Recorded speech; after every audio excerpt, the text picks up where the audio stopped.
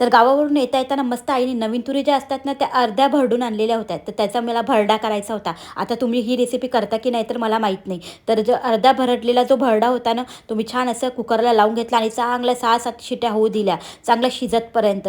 आणि रोज मला ना ह्या विंडोची सेटिंग करावी लागते. इकडची हवा असली तिकडचं उघडा आणि तिकडची हवा असली तर तिकडचं उघडा, कारण की गॅस गॅस विजायला नको.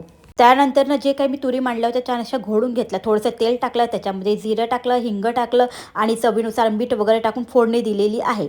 त्याच्यानंतर ना मस्त अशी कणकीचा घट्ट असा डो लावलेला होता आणि जेवढी काही कणिक आहे ना छान अशी तेल लावूनच मळून घेणार आहे. तेल लावूनच छान अशा छोट्या-छोट्या चपात्या करणार आहे. काही-काही त्रिकोणी करील, काही-काही गोल करील. तर आणि असं केल्यानंतर ना उकडतं जे वरण आहे ना त्याच्यामध्ये सोडणार आहे आणि वरण थोडंसं पातळच केलेलं आहे. कारण की जे काही मी पोळ्या वगैरे टाकेल ना ते पाणी सगळं ऑब्झर्व करून घेईन म्हणून. याच्यानंतर ना याच्यासोबत खायसाठी पोह्याचे सांडगे, परत टमाट्याचे सांडगे, दही मिरच्या मस्त अशा तळून घेतलेल्या आहेत. तसंच नाही यासोबत खायला लाल मिरची चटणी करता, पण लाल मिरची नव्हती. तर थोडंसं तेल, तिखट, मीठ टाकून चटणी तयार केली. त्यानंतर मस्त असं देसी तूप टाकलेलं आहे आणि मस्त अशी रेसिपी एन्जॉय